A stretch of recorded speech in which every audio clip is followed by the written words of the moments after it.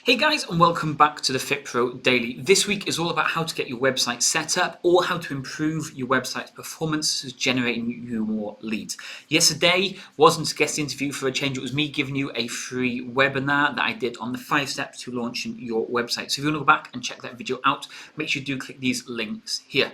Or if you haven't subscribed to the channel just yet, make sure you do that by clicking that big red button below. But today we're going to talk about the 5 pages every single website needs to be able to generate leads and make sales.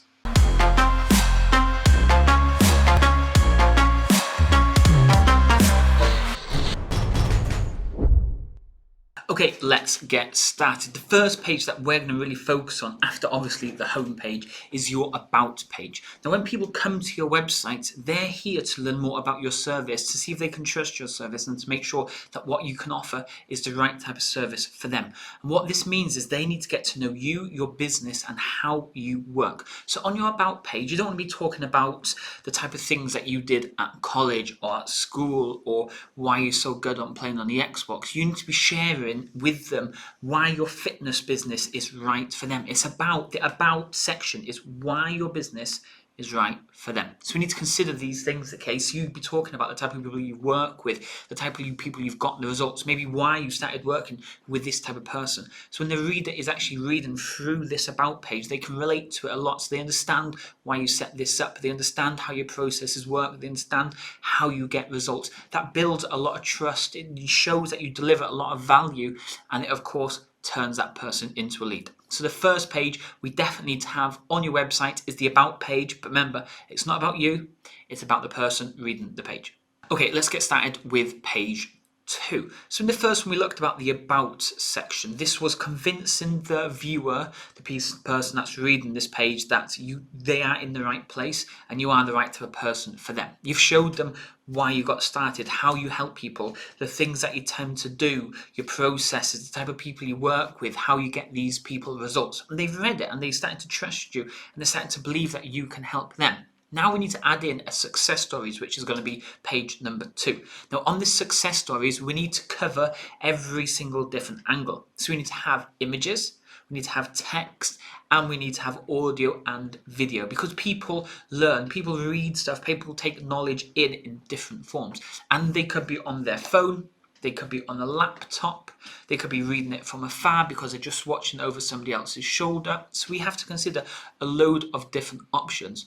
And when you've got images, text and video or audio, we also need to consider the type of clients that you work with. So if you work with a wider variety of clients like we do, we work with over 30s only, people come to us for weight loss, for weight gain, for general health and fitness, and to tone up because they've got a special event or something coming up. So in our success stories, we have to cover a load of different stories that target all these different areas. So when somebody is on your success stories page, they can find a success story that matches maybe their place where they are right now, the results that this person got, and they start to believe in you even more. So we've got the about page, we've got the success stories page, and then let's dive into the page number 3.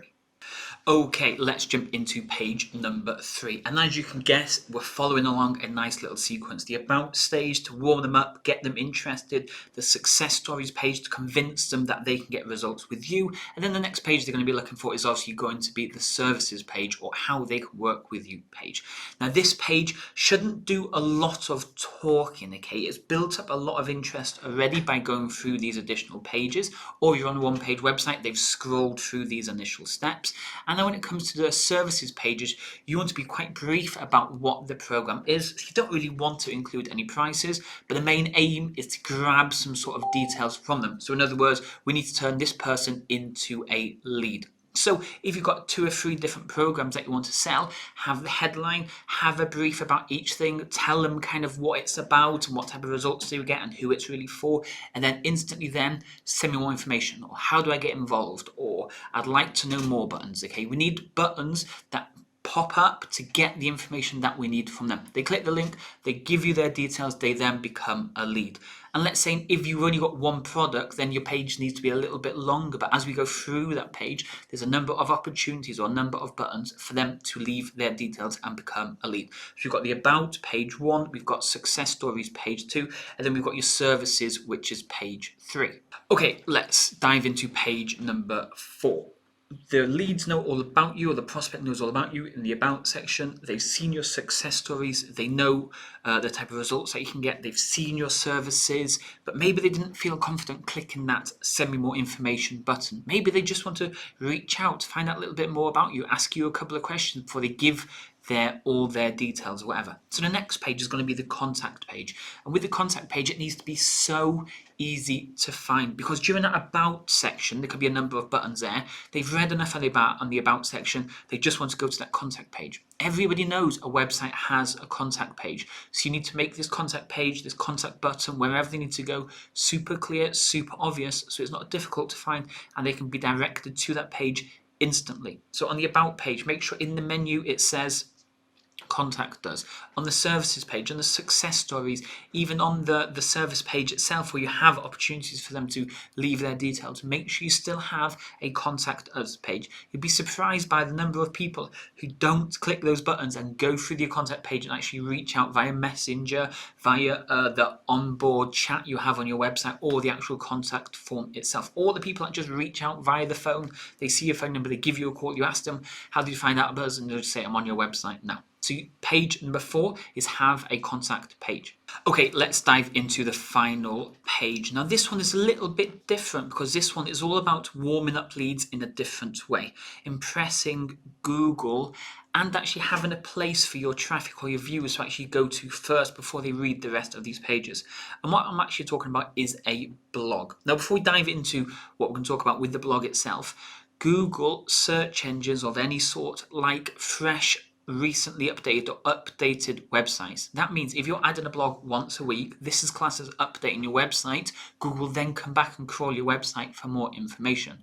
Now when we're writing this blog, we need to be talking specifically to the keywords or the things that your audience is going to be searching for in Google, and then hitting specific topics that your audience are going to read more about, learn more about you, start to develop that know, like and trust, and then move on to the other pages that we've been talking about. So in these blogs, make sure you be writing, when we do these personal training sessions in Cardiff type of thing, or during our bootcamp sessions, these are the 5 things that we like to talk about. Okay, so you've got the keywords, the things that people are going to be searching about.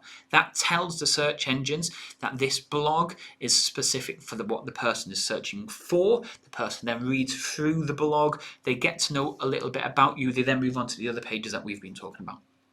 Also, by creating a blog, you have the opportunity to send people to your website from external sources.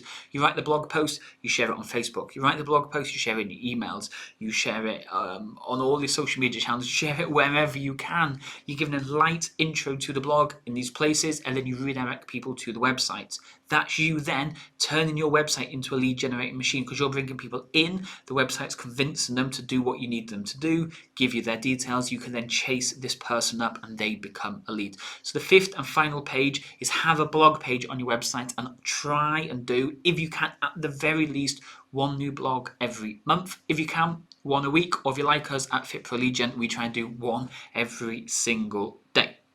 Okay, so these were the 5 pages that you need on your website. Now, if you want to go back and check out yesterday's video where we looked at the 5 ways to launch a website, go and check those videos out. Now, if you combine that with what we've talked about today, you are going to have a lead generating website. And after all, that is what your website needs to be. It needs to generate you leads. Now, yesterday we were talking about trying to keep your website simple, maybe just a 1 page. Now, these 5 things that we've talked about today can all be done on 1 page. You just follow the simple process, or follow those steps that we've talked about. The only thing you would do differently, you'd have the contact at the bottom and the blog above the contact, but the rest of the flow should be the same. About, success stories, services, blog, and then contact at the bottom. And you could do that all on 1 page. Now, like I said, if you want to go back and check out yesterday's video, click one of these links just here. Or if you haven't subscribed to the channel yet either, make sure you click that big red button below. But for now, I'll speak to you all next week. Cheers.